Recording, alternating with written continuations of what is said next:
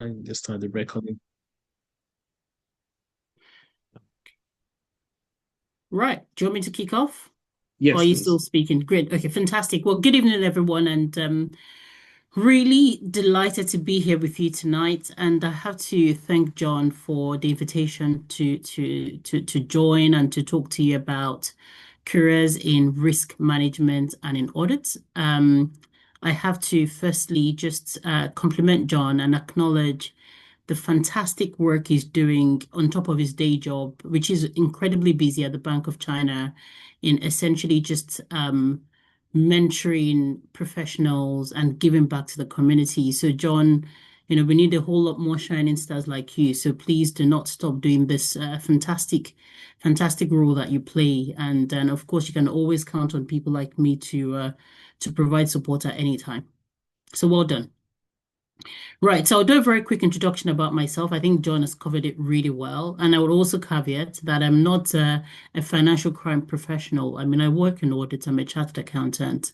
And that means I've got a really good bird's eye view of a whole lot of, a whole lot of really sort of professions. But I'm not a financial crime specialist. Having said that, I can tell you one or two things about risk audits and compliance and financial crime. But so I'll talk through that quick introduction. Then I will maybe just demystify some of the careers that we're unpacking today, show you how to break in, and potentially equip you on some practical steps to get started. But I'm really keen to keep this very interactive. So if you do have any questions or comments, just unmute yourself, raise your virtual hand, or put some things in the chat box, and I'll be very happy to address it.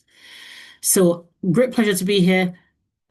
Quick introduction. As John mentioned, I work in financial services, currently a managing director in one of the global banks and a global head of audit in that bank, looking after different teams across the world, focused on insurance, asset management, and banking, and a few other things. But I work with HSBC in terms of my day job. Outside of that, I sit on a whole number of boards. I'm currently the chair of the audit committee for the University of Bristol, and I sit on their board of trustees. And I've spent a big part of my career just mentoring people from different backgrounds, particularly those from ethnic minority backgrounds, on how to break barriers and sort of gain entrance into different sectors, particularly financial services and professional services. So how did I get here? I started my career right after uni, did my master's in London, and then and studied law. And then I was literally very fortunate to get into the Big Four, where I qualified as a chartered accountant and then did some external audits, which was the really sort of the platform for me to build on for my career today. But in terms of just getting there, it was a whole lot of luck and a whole lot of hard work. And I have to say that, when I finished uni, the plan was always to study law, to become a lawyer. So I did law at university, like most of the people. I did law and economics. And then I went on to do a master's in law. And my plan was to apply to the Big Four. But I'll just tell you really the power of being incredibly open-minded, as this is a careers discussion. Because whilst I was doing my master's, as you'd normally have on campus, for those of you who are students, some of the key recruiting organizations come on campus and they didn't talk about recruiting and all their different businesses. So whilst I was doing my master's, the Big Four, and when I say the Big Four, I mean PwC, KPMG, EY, and Deloitte came on campus to do a careers fair. And then I got talking to PwC about doing an insight program. So I then applied for that insight program that got me 2 days of insight into how PwC works, what they do, what accountants do. Before that, I'd never even done anything accounting related, but I got an insight into what accountants do. And it was a fantastic couple of days of just interacting with professionals in the Big Four. At the end of the 2 days, I was encouraged to apply. And so I applied for an internship because I felt like I still wanted to be a lawyer and I wasn't really sort of keen on getting into accounting. Or actually, I didn't even think it was for people like me, having never done accounting before. So I went through the whole application process. And in those days, the application process that you use for internship was exactly what you use for the graduate program. So I went through the whole application process, did the online psychometric test, did the on-site psychometric test, went through a whole lot of the interviews. And when I got to the final interview with a partner, he spent that time, an hour that he spent with me, talking about how incredibly rich he was. We spent a whole lot of time talking about Sudoku, which I just learned how to play that week, by the way. And then at the end of it, he said to me, he said, "Look, Ololade, I've got a question for you." And he said, "Look, you've explained to me why you've applied for an internship and not a full-time job. And I don't understand why you've not applied for the graduate role. But I see all the potentials that you have, and you're the right person that we want to be working in this organization in our graduate scheme. And so, would you mind if I offered you a full-time graduate role instead?" And at that point, you know what? I was finishing my master's, I was finishing my degree. I'd not applied for a single job in my entire life, other than my part-time jobs. And so there was absolutely no reason not to accept it. But the trust that that individual placed in me has essentially been the lever for my career altogether. So qualified as an accountant with PwC, went to college, I was sponsored through that. And then it was after qualification, I progressed very quickly to manager and to senior manager. And then the question then became, after about 7 years in the Big Four, what I wanted to do with my career. And I've been very fortunate that through all the moves I've made, there were people who tapped me in the shoulder in the industry through my network that literally called me and said, "Look, we've got a role here. We think you're a fantastic leader, mostly my clients, and we want you to come and lead a team or lead a function." So from there, I moved on to a chief auditor role for Europe.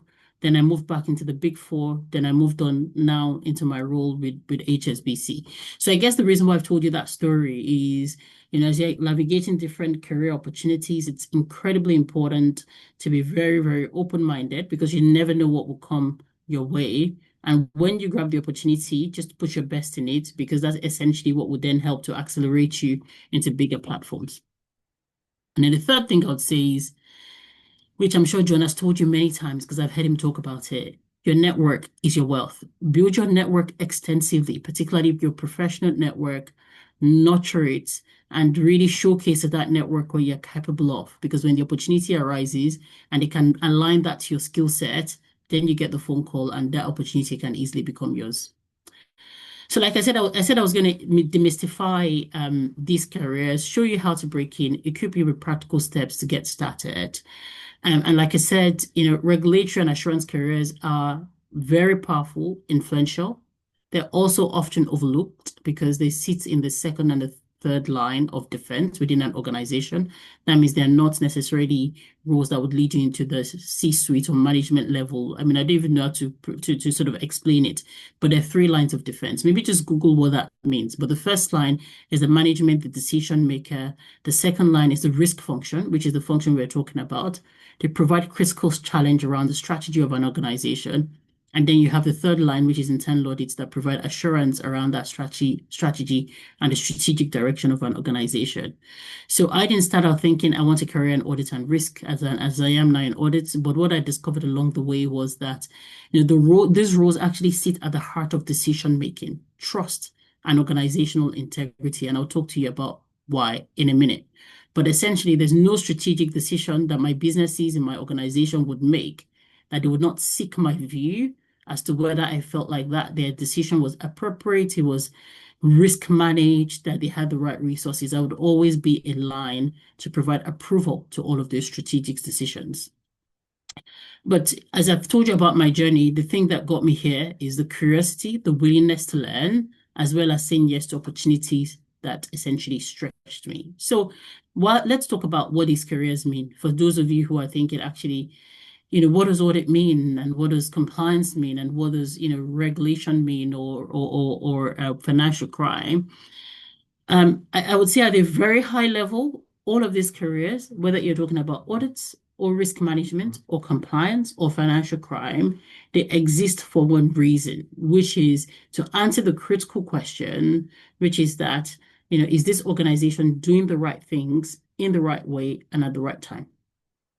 So when organizations are driving strategy, are they doing it in the right way, in the way that they mitigate risks that won't get the organization or their stakeholders or their customers in trouble? or put them at a detriment, and are they doing it at the right time? Is it the right time? Is it the right moment? And are they doing it properly? So from an internal audit perspective, internal auditors like myself, which is what I am at the moment, although I have done a range of all these roles in my time in the Big Four, internal auditors will provide independent assurance over controls, risk, governance, and strategy. They answer the question in an organization as to whether risks are managed effectively. Are there controls, and are those controls effective to manage risks? So that's essentially the role of internal auditors. And then in the risk management function, which is in the second line, like I said, they are answering the question, what could go wrong? And how do we prepare for it? Essentially, what could go wrong and how do we prepare for it? In the compliance function, they're answering the question, are we following the rules? Are we following laws and regulation? And financial crime is often an aspect of compliance. Are we following the rules around preventing money laundering or sanction breaches? Are we protecting the financial system within our organization?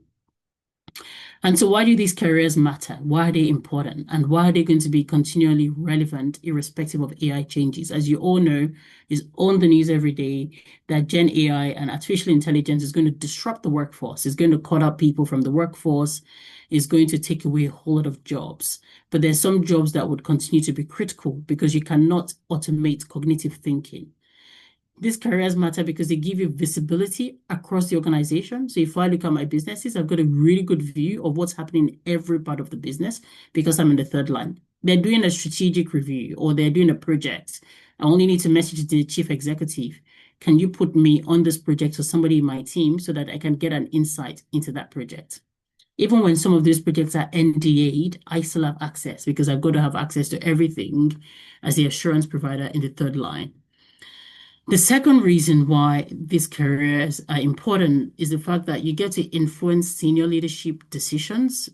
So when a decision is being made, before that decision is finalized in an organization that is working well, that is well controlled, internal audit will be part of the decision gate for that decision to be made. Because what you don't want is for the decision to be made, a process to be implemented, and then internal audit goes in at the end and then tells them they've not done it properly. So what we try and do in my world is ensure that as key decisions are being made, as key strategic activities are being developed, we're there at the forefront providing assurance. And then for your benefit, which I think is critical to be aware of, you build transferable future-proof skills. The moment you're in audits, there's no area within, and apart from, let's just say maybe some specialist areas, like maybe investment risk or where you need certain certification to do. But audit gives you really good understanding of every single area across an organization, every single department, and that can give you some transferable skills to apply for any other area outside of audit. So whether it's second line or first line. So it gives you really good future-proof skills. And that's the reason why I'm saying, artificial intelligence can take away some jobs. But certainly an auditor's role or a role around risk management is going to be critical because it's the risk manager that will be challenging whether the artificial intelligence is effective and well managed and well controlled within the organization. Is the auditor that would be providing assurance as to whether the coding in that artificial intelligence is doing the right things that it should be doing. Is the decision that is being that the artificial intelligence or the Gen AI tool is making, are those the appropriate decisions? So it's the reason why our profession, whether you're in risk or audit or financial crime, you need human intervention. It's very difficult for those professions to be completely taken over by AI. Absolutely, our skills will need to evolve, our understanding and level of knowledge will need to evolve, but our roles can never be taken over by AI. And then the third thing, which is always my aspiration, and I would say that's the feedback that I get from my stakeholders, is that you become a trusted business advisor. And to be honest, some auditors go in and they're assurance police officers. I don't know whether some of you have come across auditors. An auditor enters a department and everybody's hiding stuff. They're not very open. My view is that whether you're an audit or you're in risk, if you're a stakeholder or a business partner, that people run away from, then you're not doing your job properly. You need to be approachable, you need to be collaborative, you need to provide constructive challenge in the most effective way. A lot of the soft skills are absolutely essential, whether it's relationship building, whether it's interpersonal skills, they're absolutely essential for these roles. And when you do go for interviews to get into an audit or a risk management role, you won't be surprised that the most of the questions that you're asked about would relate to your soft skills, not necessarily technical. Anybody can have the technical skill, but to be a good auditor, you need really soft skills. And so I have to say, like I said earlier, that in today's world, artificial intelligence, both geopolitical risk, financial crime is changing the dynamics of the world, the risk landscape, the professional landscape. But these roles, essentially, for those reasons, are becoming more important than ever. So again, like I said, happy to take questions. So feel free to unmute yourself or feel free to just put your questions in the chat box. Very happy to make this interactive, but I'll carry on in the meantime. There's some essential skills that you need to have. Like I said, a whole lot of it is soft skills. The technical is absolutely important. You need to be able to demonstrate technical competence, but that technical competence is really sort of your ability to learn very quickly. Because as an auditor, what you realize, or as a risk manager, you'll be very generalist because you have to go into an area, you need to build up knowledge, you need to be able to challenge. You don't actually have to be a specialist in anything, except maybe you're doing like investment risk management or financial crime. You might probably need some specialist skills. But to be a generalist auditor or risk manager, you don't need specialist skills, but you need to be able to understand risks. You need to be able to challenge procedures, essentially. And so some of the core skills that I feel are very important, and when I do interviews for roles within my team, and not just in the UK, but all over the world, these are some of the characteristics that I'm looking for. Firstly, critical thinking and curiosity. Somebody who can think outside of the box to ask why, what could go wrong, what is missing. If somebody looks at it, I mean, there are two different types of people. There's some people that they look at the process end to end, and basically they are critiquing that process end to end, essentially. Or this process, it doesn't work well, or it's fine, or they're looking at that process as it is. In my view, the smarter people and the people who've got the higher cognitive intelligence are the people who look at the process and say, actually, what is missing here? I've looked at this process and it looks perfect, but there are actually things that are missing across the end-to-end process. So somebody who can think outside the box and really sort of imagine what's not there, that could be problematic. And the reason why that skill is important is because when you're in audit, it's not really about really sort of historical issues. It's about being able to foretell risks before they actually happen and articulate those risks to your business or your stakeholders. Hopefully I'm making sense to somebody. This might be quite technical, but just ask me questions if it's tough. And also it means that you don't accept things at face value. They provide, like essentially, whether you're in financial crime or you're in audit or you're in risk, if anything is presented to you, it's literally, you need to just look outside of the context to think about what's missing. If you accept it as face value, that's a failure, because oftentimes the issues are not easy to identify. The issues are not glaring at you. You need to just think outside of the box to identify that issue. And actually, I do think that's part of the superpowers that auditors have, I would say. And for me, when I'm nurturing my team and thinking about the highest performing people in my team, they're people that look at processes, they think outside of the box. They can identify issues that are not actually even there. They're not, visible or apparent. So critical thinking and curiosity is absolutely important. The second skill I'll be looking for is communication and influence. You need to be able to simplify complex issues. There'll be a whole lot of report writing. And oftentimes, I think this is where I have to say this, and so forgive me in advance, but where I've hired people from the continent, maybe people that went to university in the African continent, for example. Not everyone, but I found that the communication part from our people, from our background, is where people tend to struggle the most. Being able to articulate themselves clearly. You have two sets of people. You have some people that they're incredibly overqualified, and every single thing they say is jargon oriented. And then you have some people that perhaps they just don't know how to articulate themselves, so they spend a whole lot of time waffling. It's a very critical skill when you can say the most complex things in the simplest way, whether you're writing it or you're talking it or you're presenting it. And also, more importantly, you should be able to articulate a whole lot of words in the most concise way. Particularly in these days that attention span is limited. People don't want to read reams and reams of reports, which some traditional auditors are very guilty of. You need to be able to be very concise, very dynamic in how you present and how you report. You also need to have confidence to speak to senior stakeholders. Sometimes my junior auditors are going to have interviews with senior managers in the business or directors in the business or managing directors in the business. And I would coach them, or their line managers would coach them. But that confidence to be able to interact, to ask questions, to do walkthroughs of processes and controls is important. And then thirdly, you need to be able to challenge constructively and with confidence. And that means you need to know your stuff. You need to get very up to speed very quickly, know your stuff, and challenge management constructively, because it's not just what you find, it's how you communicate it. It's absolutely important. I was hiring last year into, I think it was senior manager roles in my team, and there were two people who were going for it, and I decided to promote internally. One person applied from within my team, and one person applied from outside. And I have to say that I gave the role to the person who had the least experience. The person who got the role had the least experience. The person who had the most experience, 20 years plus in the industry, did not get that role. The reason why the person with the least experience got the role was because they came into the interview, they had done their own work, they were able to articulate the reason why they were excellent at their job.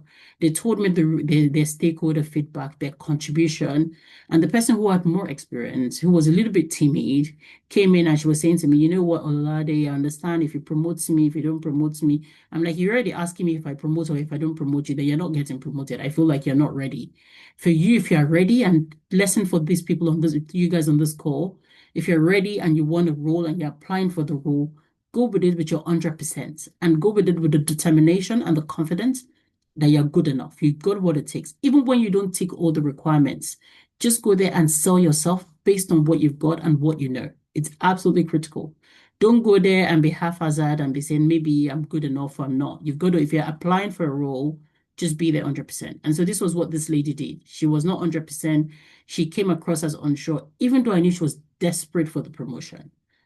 In my view, when I took a step back, I was just thinking, if you're not articulate in terms of how you communicate with me, if you're not clear in terms of exactly what you want, how are you going to challenge the stakeholders? I want somebody with gravitas who can sit on that table and challenge. And so, again, confidence, communication is important. Digital and data awareness is also critical. And you don't need to be a coder, but you should understand data analytics, particularly really sort of what the data is telling you. You should be able to understand what the data is saying, interpret data, and be comfortable with AI and automation. You don't necessarily have to be an expert, but understand how AI can be used to your advantage as a risk manager or as an auditor. Understand how processes can be automated to drive efficiency. And this is not rocket science. It's just you looking into a process and thinking, actually, when I look into this process, there are a lot of 10 people doing it. Can the machine do it better and quicker with less people? So as an auditor, those are some of the things that you should be able to do. And the reason why that is important is because the future of audits is data-driven assurance. And I've actually got it's the future of audit is a topic I like talking about myself. I've got an invite to talk at a global conference in Portugal in May, just on the future of audit. So for those of you, if you're going to be in Portugal in May, feel free to join. I can send you the details. But essentially, the future is about people who are able to learn, who are open to AI and open to sort of understanding what data says. And then number 4, you need to have a risk mindset, always thinking, what are the risks? What's the impact? What controls are in place?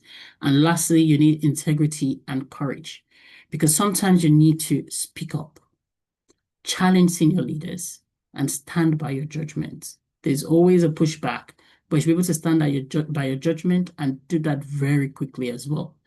Because this profession, whether you're a risk manager, you're an auditor, you're in financial crime, is all about values. It's a values-driven profession. So I'll just leave you with that. From a certification standpoint, I'm trying to go through quickly, so I round up in another 10, 15 minutes, and you can pause for contributions. You don't actually need any certification. I mean, I happen to be qualified as a chartered accountant. So if you're a chartered accountant, it's a transferable profession that you can leverage anywhere. Some of you might have financial crime qualifications. Some people have audit qualifications. There's so many routes. But you don't even need a degree to be an auditor. You just need to have those soft skills and have a very critical mindset and be incredibly good and able to sell yourself. We've taken on people who just did A levels, who've just done their GCSEs, and we've groomed them. And today I've seen them, they're fantastic auditors in very senior roles. So you don't need a degree, but a degree could differentiate you. So whether you have an undergraduate or a master's degree, or you have a certification, they could differentiate you. And actually, at the point of progression, it could make a difference. But unlike some countries like Nigeria and other countries in the world, the UK is not a very degree-focused, oriented country. The focus is on your level of experience, your years of experience, and essentially what you bring to the table. So ability to sell yourself in an interview. So somebody has got a question. I will pause there. Please unmute and ask. Wow, Ololade, thank you so much for that insight. It's a lot. To me, it's my career path because I'm an MLRO and I've been working in that terrain for almost 15 years, financial crime, sanction, and the rest. But I think even if we do internal audit at times, but as well because of my role, I speak with internal auditors and the rest. That's my ex role because I'm looking for a new role now because the contract is going to end.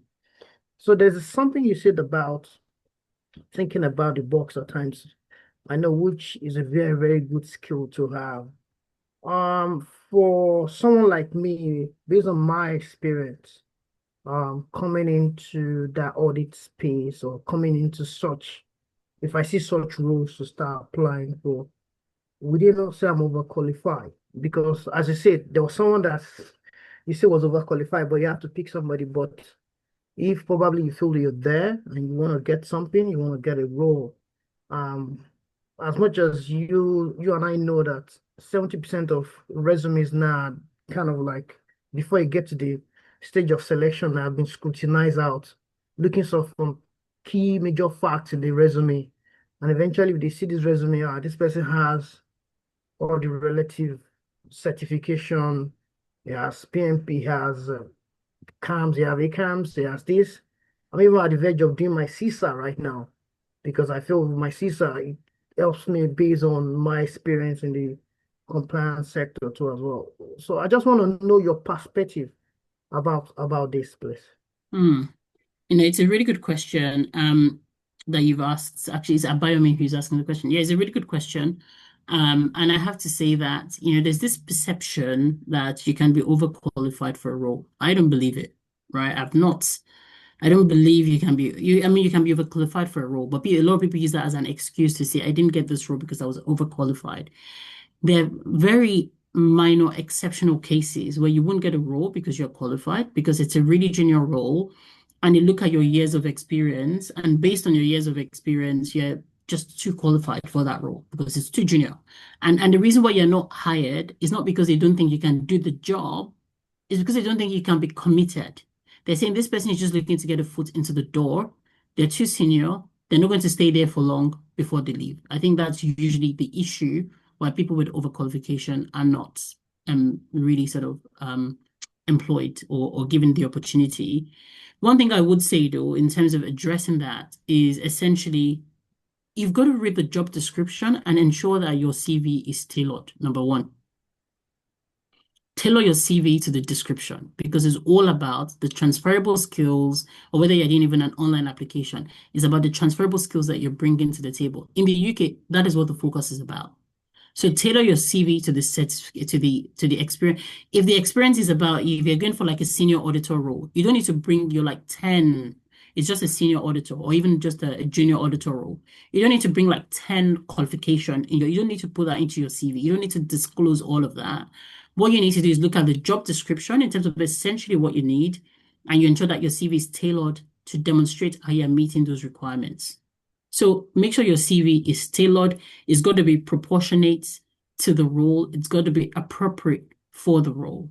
There's no point. And if you're going for a senior role, then you don't undersell yourself. If it's senior, you need to show that you've got a whole lot of senior level experience, you've got a whole lot of qualification experience, you've got years and behind you, and you've got the wisdom behind you to be able to manage and navigate the senior roles. Because a whole lot of senior roles are not just about the technical, then they start focusing on the soft skills and the leadership skills.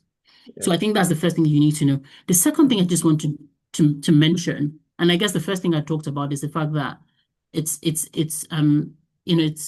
not true. We've got to demystify the belief that you can be overqualified for a role. The third thing I'm just going to say is essentially in our community, we just like packing a whole lot of qualification. It's absolutely not critical in this country. What is most important is the experience. And actually, the experience you get on the job is a lot more important. I mean, to be honest, I'm saying that, and I have a master's degree. I've done a fintech qualification at Cambridge. I've done a qualification at Imperial. I've done a whole lot of qualification in my time, but they're very specific to the role. So I did fintech because I wanted to get to know more about fintech about 8 years ago. I'm doing AI because I want to ensure that I'm relevant and keeping up, and there'll be short courses. It's not necessarily about the certification, it's about the knowledge and what I can bring into my role, current role or future roles. So let's not just get into the habit of packing certification. And where I see that work to our disadvantage is sometimes you are in a full-time job that is incredibly demanding. And instead of you focusing on how to be the best in your job and delivering your job, on the side, you're hustling with qualification that you don't need. And that actually distracts you from being absolutely exceptional in your job. And so you see a lot of people, they're doing all this night job qualification. They're not sleeping properly. They're not working properly. They're not giving their best at their job. And then you start getting off-track rating, or you start getting put on a PEEP. And you're wondering why you're on a PEEP when you're the most qualified on the team. It's not because of the qualification. It's because you're not giving your 100%. And I think it's really sort of important to be aware of that. Yeah, I'll give you, I mean, there's so many other reasons, but let me just leave you with those three about me. I appreciate a few more comments. Can people just unmute themselves because I can't see the comments? I don't know my Zoom. Is it possible Yeah, to I could read a few. Say, could you elaborate more on the cognitive thinking and Yeah, how okay, would that help in securing the next job? Yeah, when I said it's a really good point. When I was saying cognitive thinking, I was thinking about it in the sort of tech AI space, right? Because everybody says artificial intelligence now is building a whole lot of cognitive intelligence, right? Before there wasn't a lot of cognitive, and we were saying actually it doesn't have cognitive, it's very machine learning focused, and so you still need human beings with the cognitive.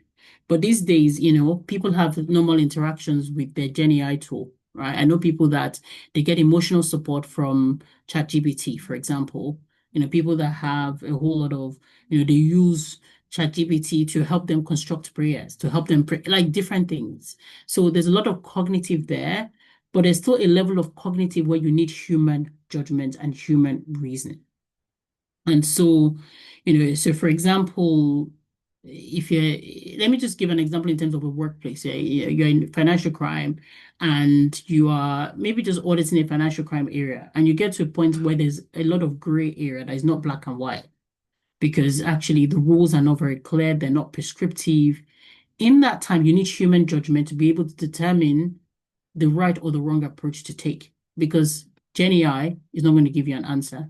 So I was saying cognitive from that point of view. But cognitive in terms of actually the skills that you need to apply for these risk management roles is essentially what I've talked about. Ability to think outside of the box, to see what's not there, what people are not seeing. And these things are tested in interviews. They'll just tell you, give a situation where, you've identified an issue that was not very apparent and you raised the issue with your management team and you resolved it. They just ask you all these sort of questions, these type of competency questions, and they challenge you to think. When you're answering those questions, it's very important that you demonstrate that you're somebody who is a creative thinker, a cognitive person. You've got cognitive intelligence more than everybody else. And the proof and the pudding to that is being able to show that actually the things that you find are things that people naturally don't find, or things that they've missed over years. And then you've come in and you took a step back and you're able to sort of piece the jigsaw puzzle together. So when I'm saying cognitive, I'm saying it in that context, essentially. Does that answer your All right, question? thank you. Yeah, thank you.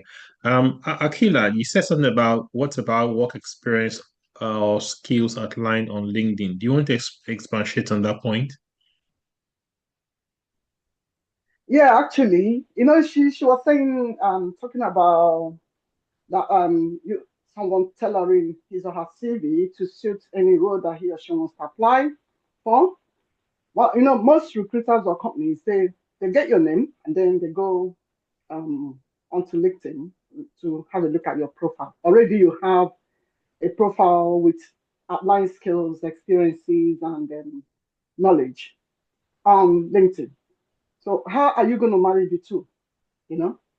I mean, good question. I have to say, you know what? Your LinkedIn has got to be up to date. In the past, you probably would need to submit application forms. These days, the recruiters go on LinkedIn. They have a Gen AI tool that they use to filter through for, sort of profiles that are related to the role that they're applying for.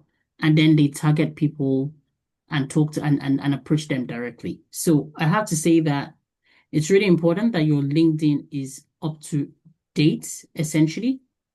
What you find is for the junior roles, because I guess your point is if you've downgraded your experience on your CV and then it doesn't match up to your LinkedIn, how do you marry that, right? When you're applying for a lot of the junior roles, those ones don't necessarily go on LinkedIn. LinkedIn are for a lot more experienced roles, to be honest. You need to have a level of experience. So usually there's no conflict, essentially. But I would say that you don't want to sell yourself short. My view, and people have different views on this, is that, as an individual who is a professional who's looking for opportunities, your LinkedIn should be up to date. Use Gen AI to write your profile. Make sure you have a good picture. Don't put picture in native or, don't make sure your picture you're facing is a proper headshot. Have a professional headshot because you don't know who would see it. And I can remember one of my cousins who was working in the States and she was applying for jobs in the UK because of marriage. And I was helping her to apply for roles in the Big Four because she'd always worked in the Big Four. She got a job at JP Morgan that was doubling her salary and paying more than she was earning in the UK. That literally just bought a salary and a pension package in the US and doubled her salary in the UK, which is very unusual for somebody who was, I think she was in her late 20s at the time. She was incredibly young. She didn't have a whole lot of experience, but she had a banging profile on LinkedIn. So my view is, just make sure that your LinkedIn is incredibly up to date. You don't know, and a good picture, good profile, no typos, no spelling errors, well written, your experience is well laid out and well accounted for. Get somebody to review and check and challenge you for you. And even these days, there's a Gen AI tool on LinkedIn that you can use to help you set your profile. So make sure that is right. The junior roles, we usually use CV. If you're applying through CV, and even for most of those roles, even when they find you on LinkedIn, they like your profile on LinkedIn, they would approach you. But for those of you that are applying through CVs, if you're applying for a role, you should have multiple CVs. Tailor the CV. Don't use a generic CV. The CV that you're using to apply for internal audit, you can't use it to apply for risk. You can't use it to apply for financial crime. If you're applying for financial crime and you're applying for an experienced financial crime role, you need to demonstrate the transferable skills that you have in the financial crime space. It might not even necessarily be financial crime. It might be compliance related, but you should be able to demonstrate the transferable skills through your CV. So I guess your question that you've asked me, the point is make sure your CV is up to date. For the junior roles, if you're applying for junior roles, make sure your profile on LinkedIn is up to date. Tailor your CV to the role that you're applying for. And from time to time, you should have like some hygiene mechanism to just refresh your CV, refresh your LinkedIn, refresh your profile, on a regular or periodic basis. Mm. Thank you, Ololade. There's another question. I can't really understand the question though. Ayo Tunde, I'm not sure what you're talking about. Your questions around Nigerian banks will not agree with this statement on qualifications and experience. I think he may be referring to the fact that because we are in the UK, so I won't worry too much. I don't know if you're referring to Nigerian banks in the UK, but Hi. I know in Nigeria there's a lot of yeah. Go ahead, Ayo, if you're the Yeah, one. it's Yeah, go ahead. actually not a question. I understand what she's saying, and she's very correct about it. But Mm.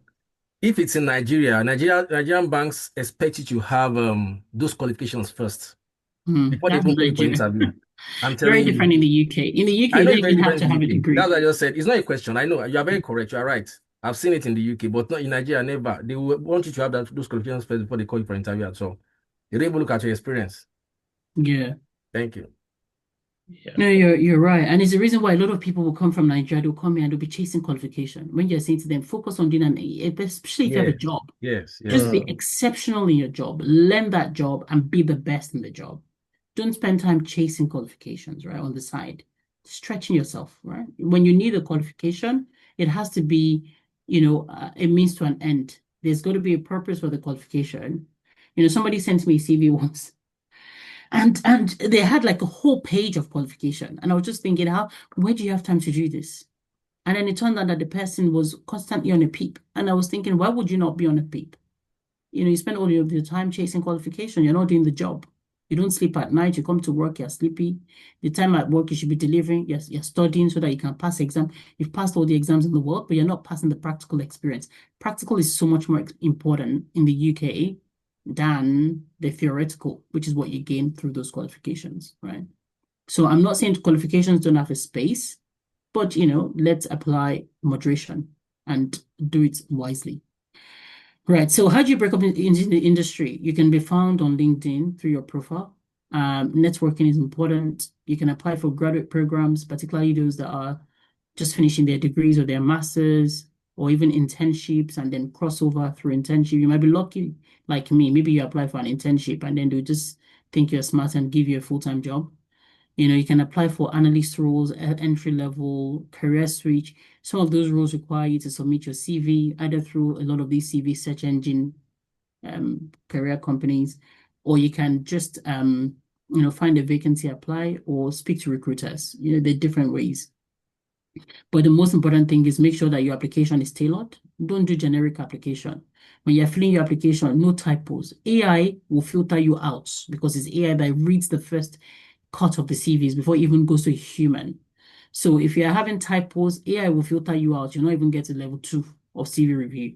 So make sure your CV is well written, it's well articulated, your transferable skills are shouting in that CV. And the CV should not be too long, please. A whole lot of people from African background will do 3-4 pages of CV. If you're in this country, my principle, if you have less than 5 years of experience, you should only have 1 page. 5 years or less, your CV should not be more than a page. If you have 10 years of experience, it should not be more than 2 pages. I have close to 20 years of experience. My CV is not more than 2 pages. So please keep it short and succinct. People don't have time to be reading pages and pages of document. I personally, if I'm recruiting, I absolutely do not have the patience. I'll even delegate it to my team. But if I have to review it, if it's more than a page or two, the CV is gone.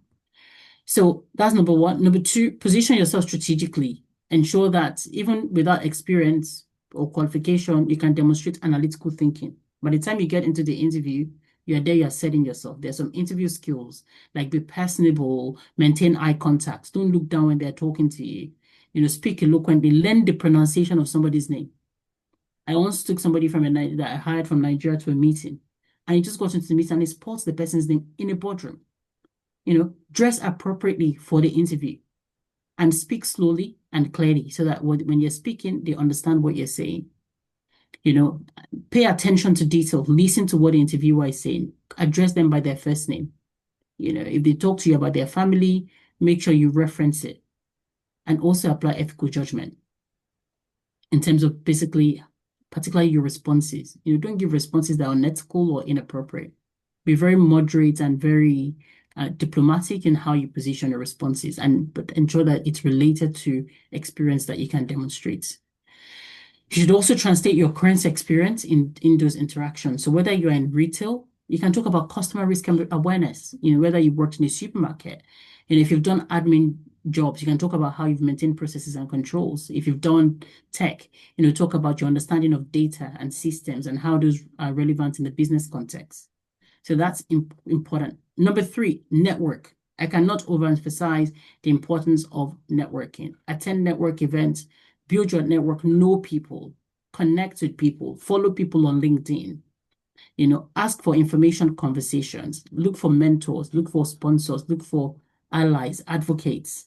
Opportunities often come through people, not portals. I can say to you, all the opportunities that I've got, other than the first internship I've applied for, is somebody reaching out to me from my network to say, look, Ololade, we like your skills, we like you. Do you want to consider this opportunity because we think you're the best leader for the opportunity. And this is through the power in my network. Ayotunde.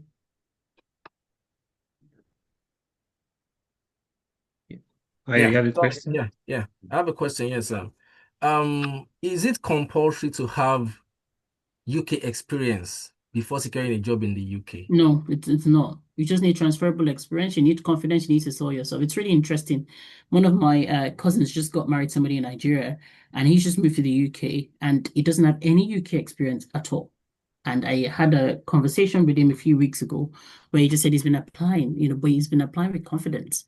And now he's got a job. Gave him some tips in terms of selling himself, where to apply, what to apply for. He applied for it, and he's never worked in the UK before. He did not even get a junior job. He got like a senior risk manager kind of job. So you don't need UK experience. You need a solid CV that shows your transferable experience, a lot of confidence when you go into the interview, and just ensure that you understand the job requirements, the job specs, and you tailor your responses, your CV, everything you do around it. Essentially, it's about selling yourself. You sell yourself. Yeah, I understand. So the thing is, I've had some interviews. I moved into UK in November, so I've done some interviews, and I feel I did well. Sometimes when you do interviews, you know that you did well in those interviews. All the interviews I've done in the UK, I know I did well. So when they reply, they will say my experience does not match. You understand? The experience they are looking for. So I'm thinking, because everybody keeps saying you need to have UK experience, you need to have UK experience, but I'm wondering, what is UK experience actually? Because what I have in the field I'm looking for job in is actually qualified. So when they reply with the experience it does not match. So why did you invite me for the interview? Because I actually submitted a CV for them. So Okay. I keep wondering why people are saying you need to have a UK experience. Right. The reason why you're being rejected is not because you don't have a UK experience. It's because essentially you've not tailored your experience either in your CV or in the interview to the job requirements. You have to nail that solidly. People use generic CVs and they use it to apply for a whole range of jobs that are not even relevant without even reading the requirement. For me, when you're applying for jobs, it's not about quantity, it's quality. So don't apply for like 100 of jobs and use the same CV. If you're going to apply for 5 or 10 or whatever, be focused, do it one at a time, pour a lot of love and attention into it, ensure that your CV is tailored to the role. And if you do get an interview, if you're going to do well, ensure that because you might think you're doing well because you're selling yourself, but you're not selling yourself relevant to the job spec because you've not read the job spec properly. So ensure that you're selling yourself every part of, even when you're talking and you're talking about your experience, you're dropping words from the job spec like for like. So that a recruiter is checking, okay, analytical skills check, confidence check, communication skills check, because you're dropping those words. It's absolutely critical. That's the reason why people miss it. It's not necessarily because you don't have a UK experience. Experience is experience. There's shortage of skills, particularly in these areas in the UK. So if you can demonstrate that you're the right candidate, you're likely to get the job. If you've been applying for November, don't give up. You're still going to get it. But just make sure that for the ones that you did not get, call them and ask for feedback. Call them and say, I didn't get this role. I'm highly disappointed. Just to help me in case there are future similar roles, could you please give me some feedback? I'm yet to come. I mean, some may not respond, and they may, but what have you got to lose? Nothing. So this person that just got a job, that's what they did. They asked for the feedback, they learned from the feedback, and then eventually they were able to get a job. All right, thank you. I appreciate it. I'm thinking maybe next time you have an interview, let me know, or you can get someone that will do a mock interview for you. It helps with the interview process, at least someone who within your space that can do an interview for you can assess your performance before you go into that main interview. Okay, boss. Okay. All right. Please feel free to do I'll that. talk to you on Monday. No problem. Feel free. When you have the time. Yeah. So any other question? Well, yes, I have a question, Lode. I know a few persons who have been working in the UK for a couple of years, and the role was made redundant, and they are now struggling to get the next job. It never used to be a problem. All of a sudden now they are struggling to get the next role. And they're asking me, John, what is the issue here? Not that they don't have experience, they don't have UK experience, they don't have that issue. Well, why is it that they're struggling to get the next job? I mean, I have to say that I mean, there could be any reason, right? I don't have the sort of crystal ball to be able to tell the reason. There are always different reasons for these things, right? Some people are made redundant and then they get a job the next day. Some people are made redundant, it takes a while. I would say that the job market is a little bit unsettled at the moment. The war in the Middle East, geopolitical risk factors, macroeconomic risk factors are impacting and also technology is disrupting sort of recruitment at the moment. And so there's a little bit of unsettling. There's a lot of organizations going through restructuring and downsizing. And that is what is causing, these redundancies. And that means there's a whole lot of labor in the market compared to opportunities that are available. And so it may take time, but it doesn't mean that there are no roles, but it just may take time. I would say that if you're being made redundant, it's important that you have a story to tell. You don't want to say a story. You don't want to have a story of actually I was made redundant because I was because sometimes the people that are being made redundant are those that are least performing, particularly in organizations going through restructuring. And sometimes that information is available publicly. So it's important that you've got a story to tell, whether you want to say you took voluntary redundancy or the reason, or maybe they demised your function completely. Have a story to tell, essentially. Also tell a story of how you helped manage through that redundancy period. How did you do the handover? What sort of employee were you? Just shows a whole lot about your character, particularly when you get to an interview. And then ensure that if you've been made redundant, tailor your CV appropriately. I would also suggest working with a recruiter. Sometimes recruiters can help you open the door, more doors than you can open yourself because they've got a really good sort of view of the industry or the sector. So work with a recruiter, just diversify your means of recruitment, your means of opportunities. The last thing I'll just add to that is I often find that people who have been in a job for long, when they're then made redundant, they become very rusty because they've been very comfortable in their roles. They've never had to dust up their CVs. They've never had to prepare for interviews. And then they go into an interview and it's just like, it's like starting, it's like a school child starting again. So if you're in this situation where you've had a role for long and then you were made redundant, just ensure that you get some professional help. You do a lot of practice. You need to refine yourself, reinvent yourself, and use the time of waiting whilst you're reapplying. Use it wisely to develop yourself. Maybe that's the time to get a certification. For example, just use the time wisely and ensure that, you are getting a lot of help to rebuild your confidence, to be more relevant in interviews, and to get your CV solid. There's somebody who's unmuted. Carmen, you know Pablo better than anyone. You know things about him that no one else knows. Please don't Is make that a question from the person who's unmuted? Okay. Yeah, just me to the person, right? Yeah. Is there any other question? So we can call it a day. Well, I don't have Ololade, thank you so much. I don't have a question, but a way of appreciating and the things you said. And for me, it's thoughtful, it's interesting, it's educative rather, and I really, really kind of like pick a lot of information from what you said. Though I've been in the sector for long, but regardless, this we learn day by day. You see what I mean? So there are some few things that you said which has kind of added value to myself and to the way I'm thinking and the way kind of like present myself to the public. I have also as you said it's always good for someone to have a sponsor. I've sent you a LinkedIn connection. Hopefully, I can connect with you on LinkedIn. On LinkedIn, you might see me with my English name, which is Greg. Anyway, so but it'll be a pleasure to connect with you. Well, thank you so much. I'm glad you found the discussion useful, and of course, feel free to reach out at any time. I share quite a lot on LinkedIn from a thought leader perspective around risk and audit. So feel free to follow and to comment and to engage with my posts at any time. It's I can't really say I always have time for it, but when I do, I try and just share useful information around my my area of expertise. People use LinkedIn for various reasons. I use it to engage with what I'm good at, which is what I work in. So, I'll just say, to bring this to a close, and happy to take more questions in the 10 minutes that we have. But, whether you're in audit or risk management or compliance or financial crime, or you're looking into these roles, These careers are impactful. They're careers where you can make a real difference because you're protecting organizations, you're protecting consumers, you're protecting investors, you're protecting people, you're protecting an ecosystem, whether it's the financial ecosystem or others. And also it's a way to future-proof yourself, because just as the way that you'd always need people with the accounting skills, you need people that are financial crime experts, I mean, there'll be aspects of financial crime that will be automated, but there's still some judgmental aspects where you need really sort of the reasoning.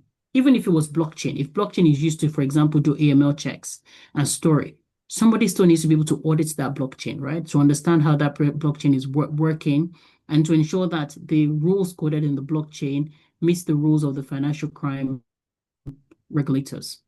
So these rules are always going to be future-proof. Second thing I'll just mention is that skills matter. Your skills are absolutely important, more than your qualification and more than perfection. Your experience matters. It's important that you sell yourself, sell your skills at every opportunity that you've got. And the third thing I would leave you with is please build your network. Connect with people on LinkedIn, follow people, go to events.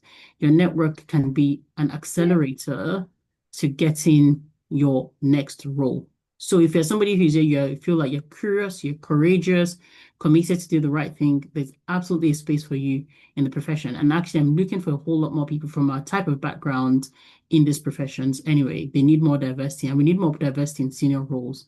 So reach out if you want to connect and have more of a conversation on this. So I think we've got about 7 more minutes, John. So happy to take any further questions, but I'll pause there and leave you with There's that. a question. Ayo sent something across. Ayo Dele. I've worked as an internal auditor in Nigeria, and I came here for my master's degree. I couldn't get the role immediately because of my immigration status, being the response from my interviews. Hence, I had to get a COS in health and care, health sector, until 2027. My question is, will it be possible to get back into the UK finance sector despite my 5 years of absence? Absolutely. There's nothing that is impossible. That's a reality. Anything is possible, right? And with internal audits, sometimes you can be lucky. You can get an organization like the Big Four to sponsor you. Sometimes you may not.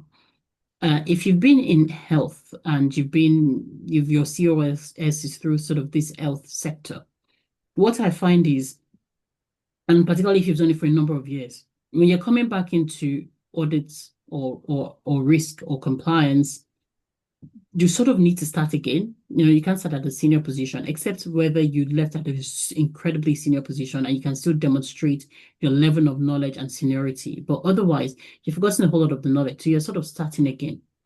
The challenge that people have is not the fact that they can't start it again or they can't get a job. It's because you're used to earning the money that you're earning in the health sector, which is more than you earn if you're starting as a new compliance person.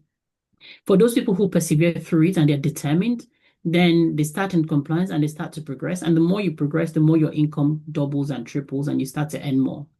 But usually people are very reluctant to leave what they're earning in healthcare to start again. So I think that is usually the challenge. And that is exactly what you need to think about. Because if you're earning like 40K in healthcare, for example, and then you're starting again as a graduate and they're telling you maybe you earn like 35, as a graduate in financial crime or audits or whatever, you don't want the extra less income. You probably have family commitments, you have people that you're feeding, you have a whole lot of stuff. So I mean, those are the things that you have to really think about. But you also have to consider the fact that if you then stay into compliance and then maybe you progress into a compliance manager, whatever, a whole lot of them, you get into the 6-figure and beyond territory. So, but it's longevity, it's consistency, it's being able to demonstrate yourself and working incredibly hard and being focused in being exceptional. So, I mean, I'll just say it's, the decision is completely up to you, but there's a trade-off to be made. Yeah, just a quick one, John. I just want to ask very quickly to the guy that talked about him being in a COS based role. While you are doing that, you could look for audit firms or companies where you can do some voluntary work, and that voluntary work is what you're going to put in your CV actually, because sometimes they don't ask you how many hours you are doing in a work. They just look at your CV and see that you are working in a particular company and you're providing skill, you're gaining skills and knowledge from where you're working. So you could even expunge the the nursing or cares they are doing and then put that voluntary work. Because I did advise somebody on this, and the person actually did that and got a job, 3, 4, 5 years after, because they've been working on voluntary. So you just use that voluntary route, if possible, while you're earning money from your COS care work. I mean, I think that's a really good point. I think that's absolutely an option. I mean, the things I'll just say, be careful about is just don't overburn yourself, combining all of these things with your critical job. And also make sure that in your job that pays you, you're putting in your best and you're being great and exceptional. So it's just, you can just being aware of all of these things. But either way that you do it, I guess it depends on you, your purpose in business, in life, and what you want to get out of your career, and whatever you want to get out of it is, just make sure that you put in the efforts and you follow the course through. Right. Thank you. I want to say a huge thanks, Ololade, for your time today. Someone's talking about helping to resume your CV. I could send you my email anyway. You could drop me your CV, come out, then maybe I could help you to look at your CV. Well, thank you everyone for joining today's LikeMinds meeting, and I trust you've had a productive session, and hopefully we'll connect again sometime next month. Just want to once again say thank you, Ololade, for your time. I know you're a very busy person, but we really appreciate you giving this session to us. It's very, very productive. And I think there's a lot of takeaway. I've made a lot of notes. I'm sure we have all gained something. So we want to have more testimonials coming next month. And this is transpired into success in our career, in our various career pursuits. So once again, huge thank you. Thank you, Ololade. And LikeMinds, everyone, have a good evening, and let's connect again next month.